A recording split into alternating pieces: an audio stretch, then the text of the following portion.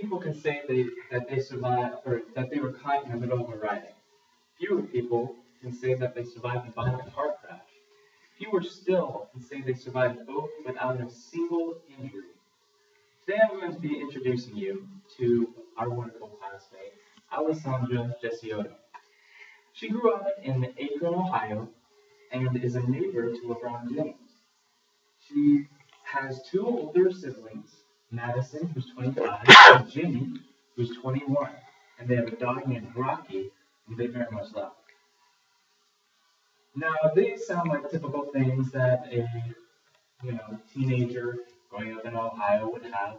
But what's unique about Alessandra is that she is a true competitor. Alessandra competes to better herself.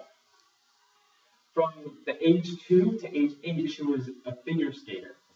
And when she got to age 8, she decided to stop because she didn't like it.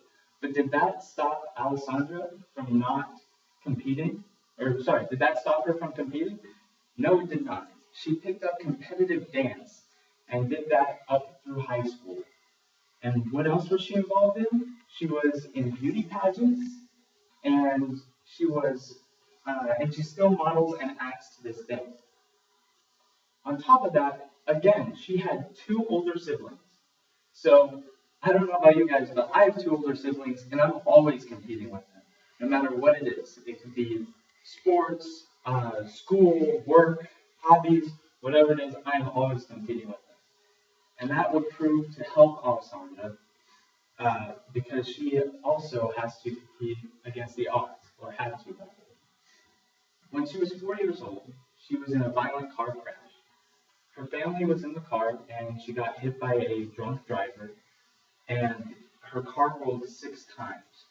Her mother broke every tendon in her hand, her brother broke his leg, and her sister broke her thumb and her wrist. Alessandra, however, miraculously was not injured at all, not a single scratch.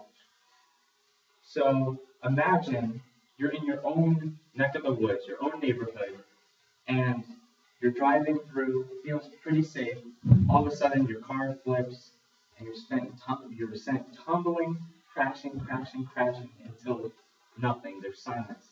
You look over, and your mother looks at you and puts her bloody hand on your leg and says, "Don't worry, everything's going to be okay," as her eyes roll back and she falls unconscious. Now, this is pretty rattling, and you can imagine how it can cause some pretty major trauma. So Alessandra had to deal with some PTSD, and to this day, she still can't get in a car without feeling like something's going to happen when she goes over a hill. On top of that, she was caught in the middle of a riot. So her sister is a part of the inauguration committee and is a political commentator. And so she got to go to the inauguration last year.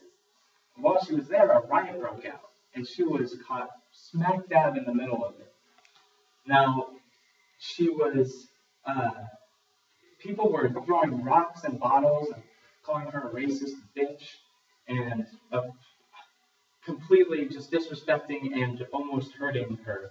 But they must have had really bad aim or something because, again, she did not receive a single scratch. Now, these are pretty admirable, competing for self-betterment, competing to survive, but I think the most admirable part of Alessandra is that she competes for others. Her family has been a part of the Wounded Warrior Project for her entire life, and she's inspired by her cousin, who is a veteran from Afghanistan who was injured there, to keep working with the Wounded Warriors. She's also a teen ambassador for love for the Andrew Autism Foundation.